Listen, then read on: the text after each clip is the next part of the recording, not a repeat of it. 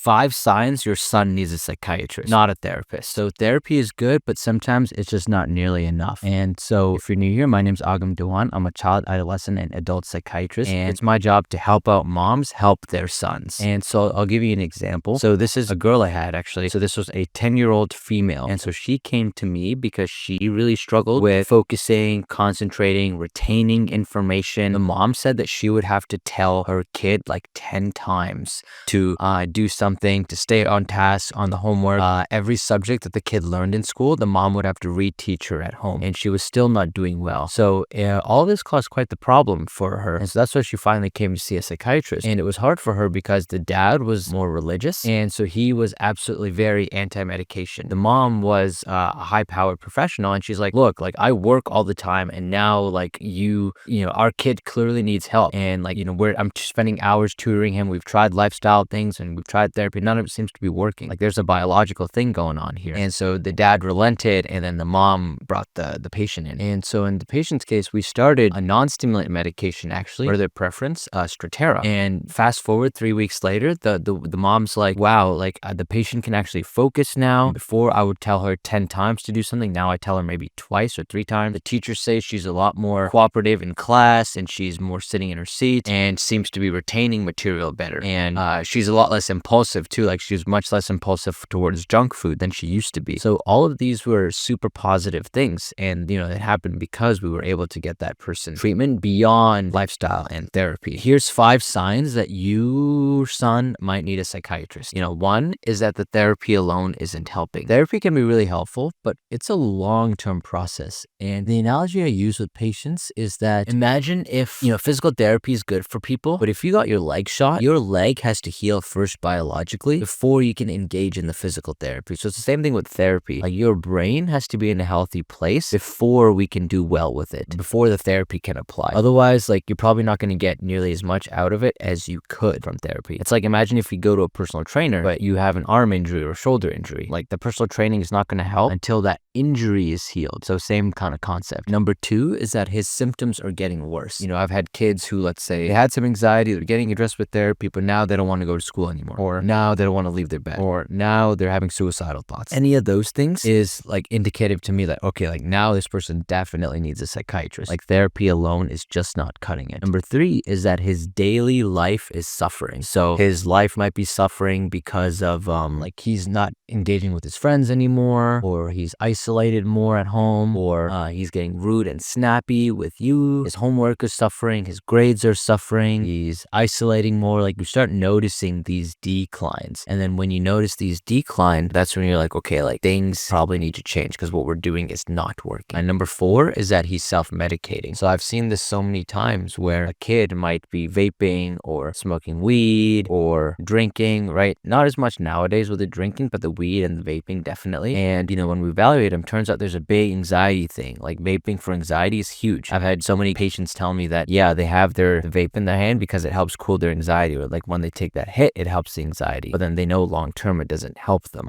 For example, I had this one 20-year-old guy who's got severe OCD, and he was like, yeah, in high school, like people never believed me, and I didn't want to like come out with it, my issues, and he was never consistent with his medication that time when he did try it. So he said weed was the only thing that helped keep him calm. So obviously all those have big impacts on your brain, so that's not good. And then last thing is that he's having some dark thoughts, right? So this is where the suicidal thoughts start coming in. Thoughts about not wanting to be alive, thoughts about dying, thoughts about not wanting to be around, thoughts that everything is hopeless or meaningless. These are what I consider the dark thoughts. And then when those start coming in, usually that tells me it's time to see a psychiatrist and it's time to get some biological treatment going as well. So medications I don't recommend to everyone. I think they're helpful for the right patient, especially if you've tried other stuff before. And so if you're at that page and you're wanting help for yourself and your son, just feel free to reach out for a consult, and we'll see how we could work together.